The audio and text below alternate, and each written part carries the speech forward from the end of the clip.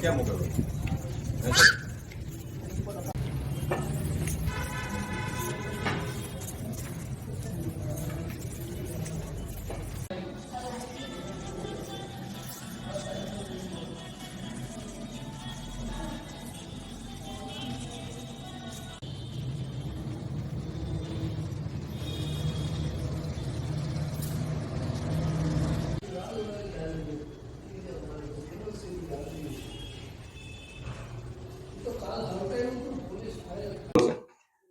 જી, હું doctor Raj Bera, medical officer, government hospital Dhoraji.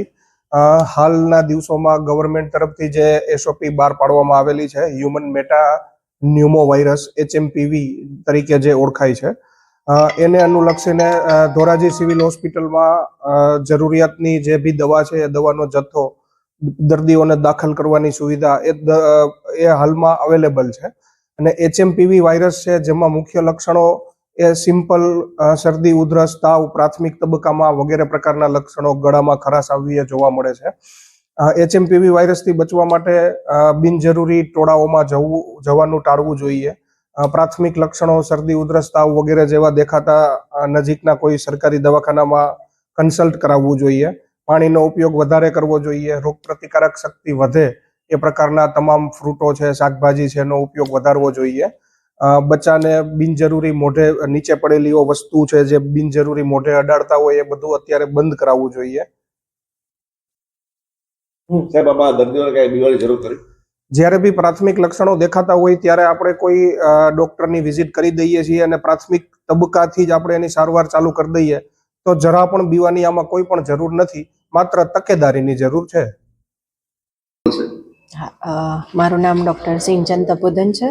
અહીંયા હું સરકારી હોસ્પિટલ ધોરાજીમાં બાળરોગ નિષ્ણાંત તરીકેની ફરજ બજાવું છું. આજે નવો વાયરસ છે, હ્યુમન મેટાન્યુમો વાયરસ, એના વિશેની થોડી વાત કરવા માટે તમે મારો સંપર્ક કરેલો છે. આ જે વાયરસ છે તે કોઈ નવો વાયરસ નથી અને તેનાથી કોઈ ગભરાવાની જરૂર નથી. આ વાયરસ જે છે તે 2001થી છે જ અને દર સાલ આના 5 થી 6 કેસીસ આવતા પણ હોય છે અને ટ્રીટ પણ થતા હોય છે. વાયરસના જે મેઇન લક્ષણો છે એની અંદર શરદી, ખાંસી, તાવ, ગળાનો દુખાવો, થોડું રેશ, તે જ છે. અને કોમ્પ્લિકેશન્સ એના બહુ ઓછા કેસમાં જોવા મળે છે. ફ્લૂ જેવા લક્ષણો જ આની અંદર જોવા મળે છે, જે 2 થી 5 દિવસની અંદર એની જાતે રિઝોલ્વ થઈ જાય છે અને જેની ટ્રીટમેન્ટમાં સિમ્પટોમેટિક ટ્રીટમેન્ટ જેને કહેવાય કે સાદી શરદી, ખાંસી, તાવની દવા તે લેવાની હોય છે. અને ધ્યાન રાખવામાં અમુક બાબતોનું ધ્યાન રાખવાનું હોય છે, જેમ કે પાણી વધારે પીવાનું, માસ્કનો ઉપયોગ કરવાનો, ભીડભાડવાળી જગ્યાએ નહીં જવાનું, વારે ઘડીએ હાથ ધોવાના, જે રીતે આપણે બીજા વાયરસના લક્ષણોમાં ધ્યાન રાખતા હોઈએ છીએ થોડું ઘણું ધ્યાન રાખવાનું હોય છે. બીજું તો જે નાના બાળકો છે, નાના બાળકોની અંદર બીજું જેની રોગ પ્રતિકારક શક્તિ ઓછી હોય તેવા અને મોટી ઉંમરના જે વ્યક્તિ છે 65 વર્ષથી ઉપરના એમાં જોવા મળે છે.